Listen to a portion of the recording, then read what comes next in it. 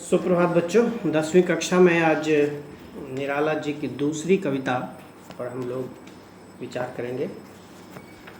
इसके पहले जो उत्साह कविता आपने पढ़ी उसमें बादल के बारे में बताया गया था, और आज प्रकृति का एक दूसरा अंग वसंत ऋतु। वसंत में प्रकृति का सौंदर्य बढ़ जाता है, और वसंत ऋतु जिस महीने में आती है, हिंदी माह में, वो फागुन का महीना होता है।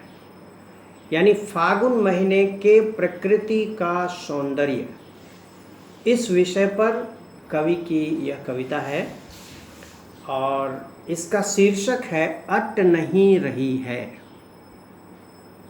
इसमें बहुत सारे देशज शब्दों का प्रयोग हुआ है। देशज शब्द आप जानते हैं, वैसे शब्द जिनका मूल न संस्कृत में है न किसी अन्य भाषा में।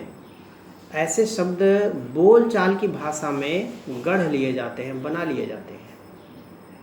वैसे ही शब्दों का इसमें प्रयोग हुआ है। कौन कौन से वे शब्द हैं, पहले मैं उसको बता दूं, तभी आप शीर्षक भी समझेंगे और इस कविता की बातों को भी आप समझ पाएंगे। अटना, अट नहीं रही है। अटना किसे कहते हैं? अटना कहते हैं समाना को। मान लीजिए किसी बर्तन में, मान लो 5 लीटर का कोई बर्तन है आपके पास, जिसकी क्षमता 5 लीटर है, और उसमें यदि आप 4 लीटर दूध या पानी डालते हैं तो वो उसमें अट जाता है, समा जाता है।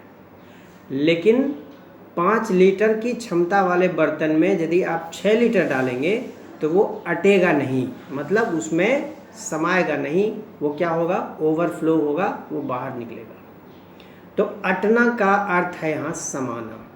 ठीक है, बर्तन में कोई भी चीज़ रखते हैं तो उस बर्तन की क्षमता के अंदर यदि उसकी मात्रा है तब तो वो अटेगा, नहीं उसकी मात्रा ज़्यादा है, बर्तन की क्षमता कम है, तो वो नहीं अटेगा, मतलब उसमें नहीं समाएगा। तो अटना का सीधा सीधा अर्थ यहाँ समाना है। ठीक है। दूसरा शब्द है सटना। सटना का भी लगभग वही अर्थ है, एकदम विशुद्ध देसी भाषा, देशज शब्द है यह। आप इसको यूँ समझें, गांव में जिनको रहने का अनुभव हो वो इस तरह के प्रयोग से वाकिफ़ होंगे। आप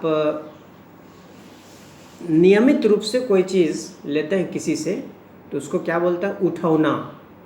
दूध प्रतिदिन आप 1 किलो लेते हैं मान लीजिए किसी से, या 1 लीटर या 2 लीटर जो भी लेते हैं, कोई नियमित रूप से आपको दूध देने के लिए आपके घर रोज़ आता है।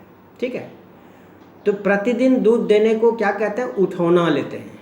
ठीक है, सुना होगा ये सब, जो बच्चे गांव में जिनको रहने का अनुभव है, ये सब शब्द गांव में खूब चलता है। देशज शब्द का प्रयोग गांव में ही ज़्यादातर होता है। और किसी से जब हम उठौना लेते हैं तो उसको पहले कुछ एडवांस दे देते हैं, अग्रिम राशि दे देते हैं। मान लो 1000 रुपया हमने उसको दे दिया, और 50 रुपये लीटर दूध की कीमत तय हुई, दर तय हुआ, तो 1000 रुपये में कितना लीटर हो गया? 20 लीटर। 20 लीटर जिस दिन पूरा हो जाएगा उस दिन वो दूध वाला कहेगा, मालिक आपका पैसा सट गया। यानी जितना पैसा आपका एडवांस था वह समाप्त हो गया, अब जो दूध आएगा वो उधार का आएगा। तो सटना मतलब संपन्न हो जाना, समाप्त हो जाना, पूरा हो जाना। ठीक है, तो सटना का अर्थ हो गया स्पष्ट। अटना और सटना। पटना का भी वही अर्थ है, पट नहीं रही है, यानी जितनी क्षमता है उसके अनुरूप मात्रा नहीं है, नहीं पट रही है। पटना का और भी अर्थ होता है हमारे दैनिक व्यवहारिक जीवन में, मेरा उससे नहीं पटता है, यानी हमारी सोच और उसकी सोच में कोई तालमेल नहीं है, उसके विचारों के अनुरूप हम नहीं है, हमारे विचारों के अनुरूप वो नहीं है, उसको भी पटना कहते हैं, उसके साथ मेरा पटता नहीं है। तो अटना, सटना और पटना तीनों का लगभग एक ही अर्थ है। यानी अटना मात्रा, क्षमता के अनुसार मात्रा का होना, सटना संपन्न हो जाना, समाप्त हो जाना, पूरा हो जाना, खत्म हो जाना, और पटना मतलब भी क्षमता के अनुरूप मात्रा का होना। क्लियर? अब आइए इन्हीं तीनों के अर्थ के साथ इस कविता के अर्थ को हम समझेंगे। अट नहीं रही है, शीर्षक देखिए, शीर्षक में ही कह रहा है अट नहीं रही है, यानी समा नहीं रही है, क्षमता से अधिक हो गई है। क्या?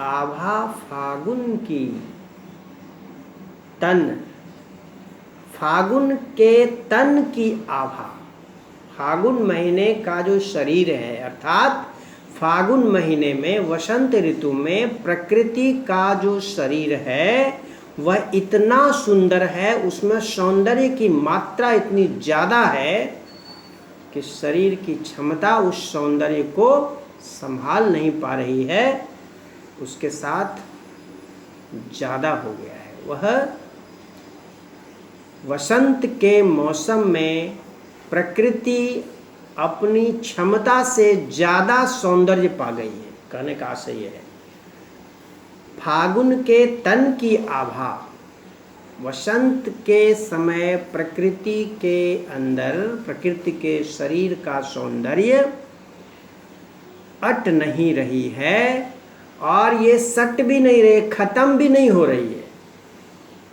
यानी जितनी क्षमता प्रकृति में सौंदर्य को संभालने की है, उससे ज़्यादा, उससे अधिक मात्रा में सौंदर्य प्रकृति में आ गया है। और परिणाम क्या हुआ है? वह समा नहीं पा रहा है, वह सौंदर्य, वह सुंदरता नहीं समा पा रही है। यानी सुंदरता की मात्रा ज़्यादा है और प्रकृति को, सौंदर्य को संभालने की क्षमता कम है। परिणाम क्या हो रहा है? सौंदर्य ओवरफ्लो हो रहा है, सौंदर्य बाहर गिर रहा है, क्षमता से ज़्यादा सौंदर्य आ गया है। कल्पना है कि प्रकृति में सौंदर्य को संभालने की, सौंदर्य को संवारने की, सौंदर्य को धारण करने की एक सीमित क्षमता है। उस क्षमता से ज़्यादा सौंदर्य आ गया है। सुंदरता संभालने की जितनी शक्ति है, जितनी सामर्थ्य है, प्रकृति की जितनी क्षमता है, उससे ज़्यादा सौंदर्य प्रकृति में आ गया है। लिहाजा वह सौंदर्य अट नहीं रहा है, वह बाहर फैल रहा है, ओवरफ्लो हो रहा है, वह इधर उधर गिर रहा है, सट नहीं रही है। और वह सौंदर्य ऐसा भी नहीं है कि खत्म हो रहा है, खत्म भी नहीं हो रहा है, वो अनवरत है, लगातार निकलने वाला सौंदर्य है, लगातार बढ़ते जाने वाला सौंदर्य है। वह इतना अधिक मात्रा में है, इतनी अधिक मात्रा में है कि प्रकृति अपनी क्षमता से ज़्यादा उसको पा रही है। प्रकृति की क्षमता सीमित है और सौंदर्य की मात्रा ज़्यादा है। इसीलिए कवि को लग रहा है कि प्रकृति के अंदर सौंदर्य समा नहीं पा रहा है, अट नहीं रहा है, और वह सौंदर्य खत्म भी नहीं हो रहा है, समाप्त भी नहीं हो रहा है, वह निरंतर बढ़ते जाने वाला सौंदर्य है। क्लियर? स्पष्ट हुआ? कवि ने इन पंक्तियों में प्रकृति के सौंदर्य की अधिकता का वर्णन करते हुए यह बताया है कि प्रकृति के अंदर वसंत ऋतु में इतना अधिक सौंदर्य आ जाता है कि वसंत की प्रकृति की क्षमता जितनी थी सौंदर्य को संवारने की, वह सौंदर्य ज़्यादा हो गया, उसकी क्षमता से ज़्यादा सौंदर्य आ गया है प्रकृति में, और इसीलिए वह सौंदर्य समा नहीं पा रहा है, वह अट नहीं रहा है। और न केवल अट नहीं रहा है, बल्कि सौंदर्य अनवरत बढ़ता ही चला जा रहा है, वह सटने का नाम भी नहीं लेता, वह खत्म होने का नाम भी नहीं लेता, वह पूरा भी नहीं हो रहा है। मैं समझता हूँ स्पष्ट है। इन पंक्तियों में कवि ने क्या कहा कि प्रकृति में सौंदर्य को संभालने की क्षमता कम है और सौंदर्य की मात्रा ज़्यादा है। परिणाम क्या होता है कि वह सौंदर्य प्रकृति की सीमित क्षमता से ज़्यादा है, इसलिए वह सौंदर्य प्रकृति में अट नहीं रहा है। वह सौंदर्य सट भी नहीं रहा है, खत्म भी नहीं हो रहा है, पूरा भी नहीं हो रहा है, संपन्न भी नहीं हो रहा है, वह अनवरत बढ़ता चला जा रहा है। ठीक, अब आगे देखिए, कहीं सांस लेते हो, अब शरीर का वर्णन है। आभा फागुन की तन है, शरीर है, तन मतलब शरीर, आभा मतलब चमक। तो शरीर है तो स्वाभाविक है उसकी शारीरिक क्रियाएं भी होंगी।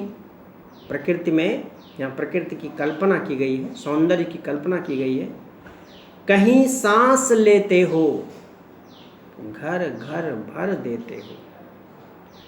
प्रकृति का शरीर जब सांस लेता है, प्रकृति जब सांस लेती है तो सांस में क्या होता है, सांस अंदर भी लिया जाता है हवा को और बाहर छोड़ा जाता है, इसको ना सांस लेना कहते हैं।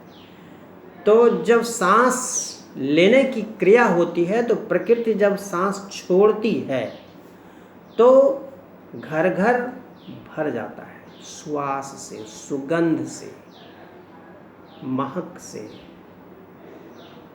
प्रकृति के द्वारा छोड़े गए सांस के सुगंध से सारे घर भर जाते हैं। उड़ने को नभ में तुम पर पर कर देते हो, और इससे मन इतना प्रफुल्लित, इतना उत्साहित हो जाता है कि मन आकाश में उड़ने को ऐसा प्रतीत होता है कि मन में पंख लग गए हों। पर मतलब पंख। मन में इस सौंदर्य से प्रभावित होकर के पंख लग जाता है, यानी मन इतना उत्साहित हो जाता है, इतना प्रफुल्लित हो जाता है, इतना प्रसन्न हो जाता है कि वह आसमान में उड़ने को मानो पंख पा जाता है। ठीक है, यानी प्रकृति के सौंदर्य से मन इतना प्रभावित है, इतना प्रफुल्लित है, इतना प्रसन्न है कि ऐसा लगने लगा है कि मन रूपी पंछी को उड़ने के लिए, आसमान में उड़ने के लिए पंख लग गए हों। ठीक, आँख हटाता हूँ तो हट नहीं रही है। जाहिर है सौंदर्य दृष्टि को आकर्षित करती है। प्रकृति का यह अनवरत सौंदर्य मानव की दृष्टि को आकर्षित करती है, और कवि अनुभव करता है कि आँख हटाने की चेष्टा करता हूँ, नज़र हटाने की चेष्टा करता हूँ तो नज़र हटती ही नहीं है। वह सौंदर्य, वह प्रकृति की सुंदरता इतनी ज़्यादा है, इतनी आकर्षक है कि उससे हमारी दृष्टि हट ही नहीं पा रही है। कब का सौंदर्य है ये? वसंत ऋतु का, फागुन महीने का। ठीक है, तो आज इतना ही रहने दो, बाकी देखेंगे अगले दिन। इतने से जितना अंश आपने अभी सुना, इसको आप अपने शब्दों में लिखने का प्रयास करेंगे। आज का काम इतना ही। ठीक है, धन्यवाद।